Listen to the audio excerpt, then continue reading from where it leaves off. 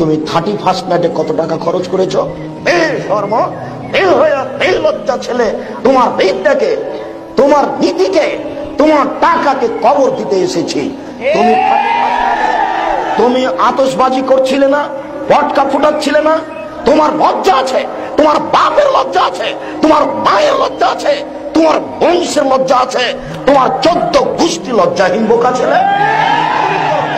তোমাকে, তোমার মাকে, তোমার বাপকে, তোমার বংশকে যদি আমি অশিক্ষিত প্রমাণ করতে না পারি, জাতির সামনে বক্তব্য দিব না। তোমাকে বলে গেলাম। কি মনে করো তুমি? 30 রাত পালন করে, তুমি আতশবাজি করে, তুমি বোমা ফুটিয়ে তুমি বলতে চাও ওই মুসলমানের বাচ্চা? তোমার লজ্জা থাকা উচিত, তোমার শরম থাকা উচিত, তোমার হায়া থাকা উচিত, তোমার মানবতা থাকা উচিত। তুমি মুসলমানের বাচ্চা, তুমি এই কথা বলো কি করে যে আমি এই 31st নাইট পালন করি, আমি আতশবাজি করি, আমি পটকা ফুটাই, আমি আবার মুসলমান? লজ্জা হয় না তোমার? শরম হয় না তোমার? এটা মুসলিম এলাকা, আহলে হাদিস এলাকা। তুমি মনে করো তোমার নোংরা নীতিকে কবর দিতে এসেছি, তুমি মনে রেখো।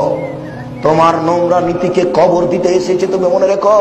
তোমার নোংরা নীতিকে কবর দিতে এসেছি, তুমি মনে রেখো।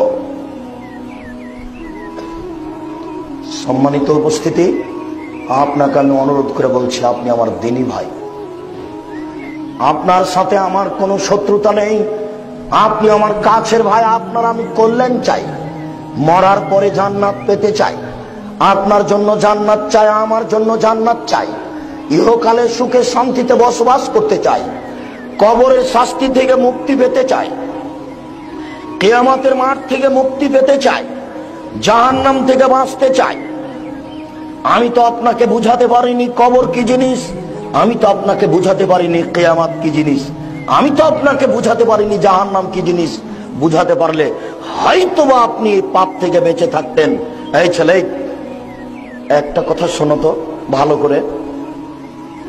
আল্লাহর নবী বলছেন, কেউ যদি একটা জমি জোর করে দখল করে, তাহলে বিচারের মাঠে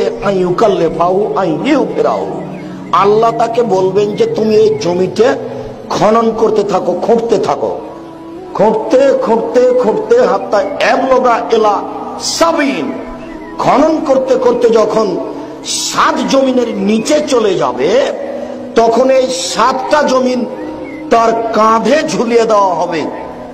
একটা জমিনের মোটা হলো 500 বছরের পথ। রাসূলের যুগে একটা ঘোড়া